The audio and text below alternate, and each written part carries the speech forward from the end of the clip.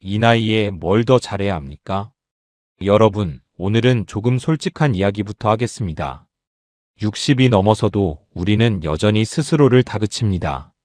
아직도 뭔가 해야 할 것 같고, 가만히 있으면 뒤처지는 것 같고, 하루를 그냥 보내면 괜히 죄를 지은 기분이 듭니다. 그런데 묻고 싶습니다. 우리는 지금까지 정말 안 열심히 살았습니까? 일했고, 벌었고, 가족 책임졌고, 하고 싶은 말도 삼키며 살아왔습니다. 그런데도 아직도, 이제부터가 진짜다. 60부터 다시 시작이다. 이런 말에 마음이 흔들립니다. 하지만 오늘 이 강의에서는 그 생각을 정면으로 뒤집어 보겠습니다. 오늘의 결론은 단순합니다. 다 부질없습니다. 돈도 체면도 남들이 어떻게 보는지도 결국은 다 지나갑니다. 그리고 바로 그렇기 때문에 60 이후의 인생은 열심히 사는 인생이 아니라 편하게 노는 인생이 최고입니다. 여기서 말하는 논다는 건 아무 생각 없이 시간을 죽인다는 뜻이 아닙니다. 이제는 증명하지 않아도 되고, 경쟁하지 않아도 되고, 남의 기대에 맞출 필요도 없는 삶. 그 삶을 당당하게 선택하는 것입니다. 오늘 이 영상을 끝까지 보시면, 아, 내가 틀린 게 아니었구나. 이렇게 살아도 되는 거였구나. 이 생각이 분명하게 들 겁니다. 지금부터 60 이후에 노는 게 왜 인생에서 가장 현명한 선택인지 차근차근 말씀드리겠습니다.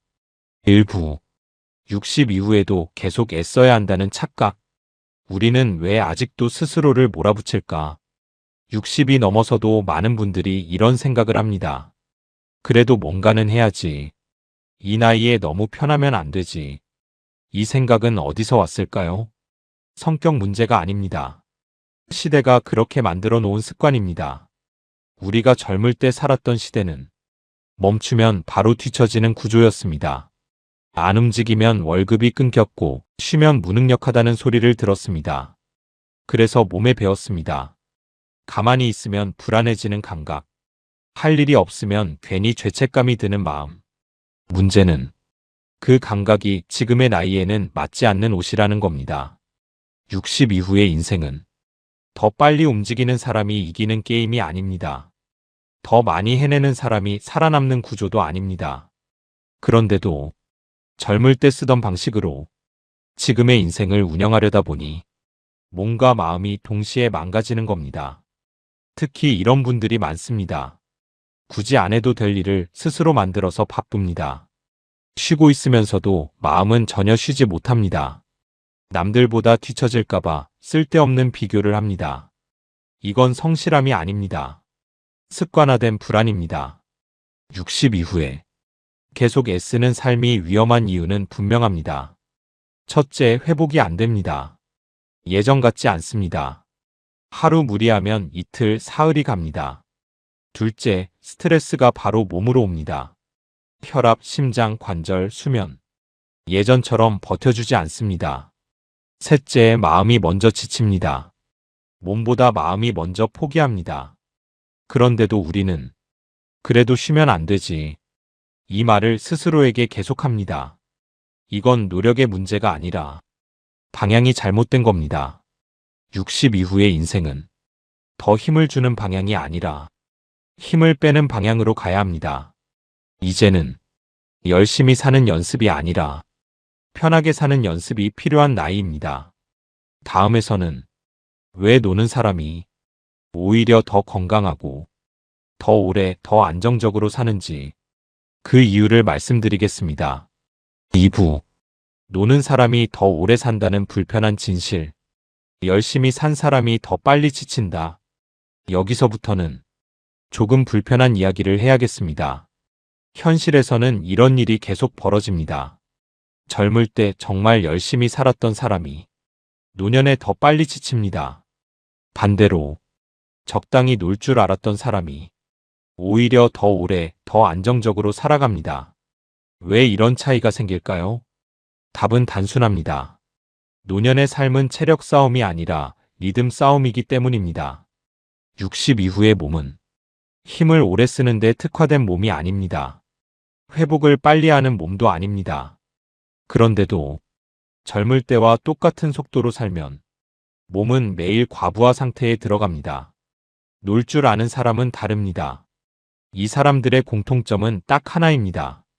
인생의 속도를 스스로 정했다는 것. 아침에 눈을 떠도 급하지 않습니다. 오늘 꼭 해내야 할 일정이 없어도 불안해하지 않습니다. 남들이 바쁘게 움직여도 같이 휩쓸리지 않습니다. 이게 왜 중요하냐면 노년기의 최대 적은 질병도 가난도 아니라 조급함이기 때문입니다. 조급함은 심박수를 올리고 혈압을 흔들고 수면을 깨뜨리고 결국 면역력을 무너뜨립니다. 반대로 노는 사람은 하루의 리듬이 일정합니다. 밥 먹는 시간이 크게 흔들리지 않고 잠드는 시간도 비교적 일정하며 감정 기복이 크지 않습니다. 이건 약으로도 잘 안 고쳐지는 부분입니다. 삶의 태도로만 조절되는 영역입니다. 여기서 중요한 오해 하나를 짚고 가겠습니다. 노는 사람은 아무 생각 없이 하루를 흘려보내는 사람이 아닙니다. 오히려 쓸데없는 생각을 덜하는 사람입니다. 남과 비교하지 않고 이미 지난 일로 자신을 괴롭히지 않고 아직 오지 않은 미래를 미리 걱정하지 않습니다. 이 차이가 몸 상태를 완전히 바꿉니다. 열심히 사는 사람은 항상 다음을 생각합니다. 다음 계획, 다음 걱정, 다음 책임. 하지만 놀 줄 아는 사람은 지금 이 순간에 머무는 법을 압니다. 그래서 몸이 먼저 무너지지 않습니다. 마음이 먼저 포기하지 않습니다. 이게 바로 노는 사람이 더 오래 산다는 말의 진짜 의미입니다. 다음 파트에서는 그렇다면 이런 질문이 나올 겁니다. 그래도 이렇게 살아도 되나? 이제 와서 쉬어도 괜찮을까? 그 질문에 가장 현실적인 답을 드리겠습니다. 3부. 60 이후에 열심히 산 대가는 이미 다 치렀다. 아직도 더 해야 한다고 느끼는 이유. 이쯤 되면 이런 생각이 드는 분들이 계실 겁니다. 그래도 아직 뭔가 부족한 것 같아요. 이만큼 쉬어도 되나 싶습니다. 그 감정 아주 정상입니다. 왜냐하면 우리는 보상받는 연습을 한 번도 해본 적이 없기 때문입니다. 우리는 평생 노력, 책임, 인내 이 세 가지만 배워왔습니다. 하지만 노력 다음에 오는 단계, 이제 됐다라고 말하는 법은 아무도 가르쳐주지 않았습니다. 그래서 60이 넘어서도 스스로에게 이런 질문을 합니다. 이 정도로 만족해도 되나? 아직 할 수 있는데 멈추면 안 되는 거 아닌가? 하지만 냉정하게 말씀드리겠습니다. 여러분은 이미 할 만큼 했습니다. 가족을 먹여 살렸고, 자식을 키웠고, 조직과 사회를 떠받쳤고, 때로는 부당한 것도 참고 견뎠습니다. 이건 말로만 하는 노력이 아닙니다. 몸과 마음을 갈아서 해낸 인생입니다. 그런데 왜 아직도 더 증명해야 한다고 느낄까요? 그 이유는 하나입니다.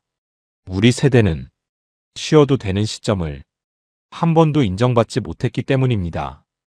회사에서는 아직 쓸모가 있다고 말할 때만 존중받았고, 가정에서는 아직 역할이 있다고 느낄 때만 편해졌습니다. 그래서 아무 역할도 없는 상태가 되면 존재 가치까지 사라진 것처럼 느껴지는 겁니다. 하지만 이건 완전히 잘못된 착각입니다. 60 이후의 인생은 더 성과를 내야 가치가 생기는 인생이 아닙니다. 이 시기는 이미 충분히 기여한 사람에게 쉴 권리가 주어지는 구간입니다. 놀아도 됩니다. 아무것도 안 해도 됩니다. 그건 포기가 아니라 정당한 보상입니다. 이걸 받아들이는 순간 사람은 이상할 정도로 편안해집니다. 몸이 먼저 반응합니다. 잠이 깊어지고 호흡이 느려지고 표정이 풀립니다. 그리고 이때 비로소 다음 단계로 넘어갈 준비가 됩니다. 다음 파트에서는 많은 분들이 입버릇처럼 말하는 그 문장, 다 부질없다. 이 말이 왜 체념이 아니라 가장 강한 인생 선언인지 분명하게 설명드리겠습니다. 4부. 다 부질없다는 말의 진짜 의미. 포기와 깨달음은 완전히 다릅니다. 다 부질없다. 이 말을 들으면 많은 분들이 이렇게 생각합니다. 사는 게 허무하다는 뜻 아닌가? 포기한 사람들 말 아니야? 아닙니다. 완전히 반대입니다. 다 부질없다는 말은 삶을 포기한 사람이 아니라 삶의 구조를 꿰뚫어 본 사람이 하는 말입니다. 젊을 때는 이 말이 절대 이해되지 않습니다. 왜냐하면 더 가져야 할 것 같고, 더 올라가야 할 것 같고, 더 인정받아야 할 것 같기 때문입니다. 하지만 60이 넘어서 돌아보면 분명히 보이는 게 있습니다. 그때 그렇게 목숨 걸었던 것들, 지금 생각해보면 생각보다 우리 인생에 오래 남지 않습니다. 승진, 체면, 남들보다 앞서 있다는 느낌. 그때는 전부인 것 같았지만 지나고 나면 이상할 정도로 영향력이 작아집니다. 그래서 다 부질없다는 말은 허무가 아니라 집착에서 빠져나왔다는 신호입니다. 이 깨달음이 오는 순간 사람은 변합니다. 남의 말에 덜 흔들리고 평가받지 않아도 편해지고 비교 자체가 귀찮아집니다. 이건 포기가 아닙니다. 졸업입니다. 인생의 한 단계를 무사히 끝냈다는 뜻입니다. 그리고 이 졸업을 한 사람만이 다음 단계를 누릴 수 있습니다. 그 단계가 바로 가볍게 사는 삶입니다. 짐을 내려놓은 사람은 걸음걸이가 다릅니다. 표정이 다르고 말의 속도가 다르고 분노의 빈도도 확 줄어듭니다. 이때부터 놀기 시작해도 전혀 불안하지 않습니다. 왜냐하면 이미 알기 때문입니다. 붙잡고 있던 대부분의 것들이 사실은 놓아도 아무 일도 일어나지 않는다는 걸. 다음 파트에서는 이 깨달음을 가진 사람들이 실제로 어떤 하루를 살고 있는지 아주 구체적으로 보여드리겠습니다. 5부 60 이후 최고의 하루는 이렇게 생겼다. 잘 산 하루는 대단하지 않습니다. 많은 분들이 좋은 하루를 이렇게 생각합니다. 뭔가 의미 있는 일을 해야 할 것 같고, 사람을 만나야 할 것 같고, 하루를 알차게 써야 할 것 같습니다. 하지만 60 이후의 좋은 하루는 완전히 다릅니다. 아무 일도 없어서 편안한 하루. 그게 최고입니다. 아침에 눈을 떴을 때 알람에 쫓기지 않습니다. 오늘 꼭 해야 할 일이 없어도 마음이 불안하지 않습니다. 괜히 밖에 나가서 돈 쓰지 않아도 됩니다. 약속이 없어도 외롭다고 느끼지 않습니다. 이런 하루의 공통점은 하나입니다. 하루를 소비하지 않는다는 것. 60 이후에 사람을 가장 지치게 만드는 건 바쁜 하루가 아니라 쓸데없이 채운 하루입니다. 반대로 잘 산 하루는 이렇습니다. 늦잠을 자도 죄책감이 없는 날, 점심 먹고 그냥 누워 있어도 되는 오후, TV 보다가 졸아도 되는 시간, 특별한 이유 없이 산책한 20분. 이런 하루가 쌓이면 몸이 먼저 달라집니다. 관절이 덜 아프고, 심장이 덜 뛰고, 밤에 잠이 깊어집니다. 그리고 무엇보다 마음이 조용해집니다.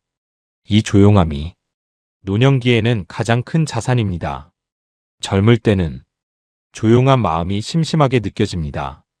하지만 60 이후에는 이게 없으면 하루가 너무 힘듭니다. 놀 줄 아는 사람은 하루를 계획하지 않습니다. 그날의 컨디션에 맞춰 자연스럽게 흘려보냅니다. 그래서 몸을 거스르지 않습니다. 마음을 억지로 몰아붙이지 않습니다.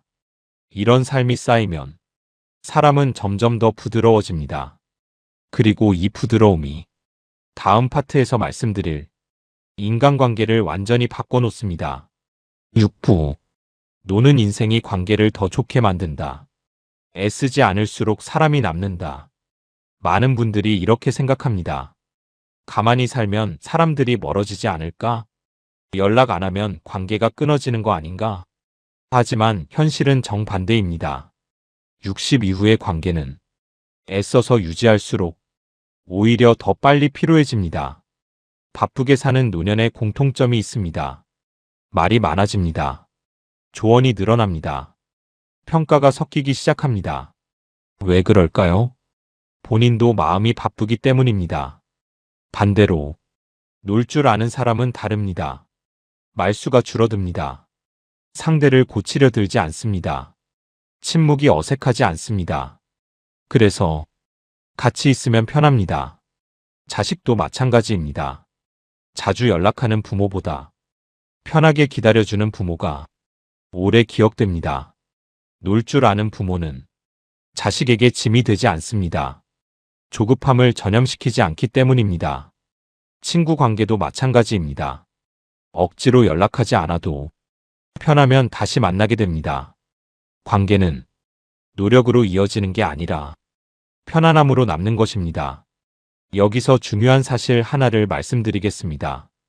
60 이후에 관계가 줄어드는 건 실패가 아닙니다. 정리입니다. 인생 후반부에는 많은 사람이 필요하지 않습니다. 말 안 해도 통하는 한 사람, 같이 있어도 피곤하지 않은 사람, 굳이 설명하지 않아도 되는 관계. 이 정도면 충분합니다. 놀 줄 아는 사람은 이걸 빨리 받아들입니다. 그래서 관계 때문에 상처받지 않습니다. 서운함도 오래가지 않습니다. 그리고 이 태도가 오히려 사람을 더 오래 곁에 두게 합니다. 이제 마지막으로 많은 분들이 끝까지 붙잡고 있는 질문. 그래도 이렇게 살면 불안하지 않나요? 그 질문에 가장 현실적인 답을 드리겠습니다. 7부.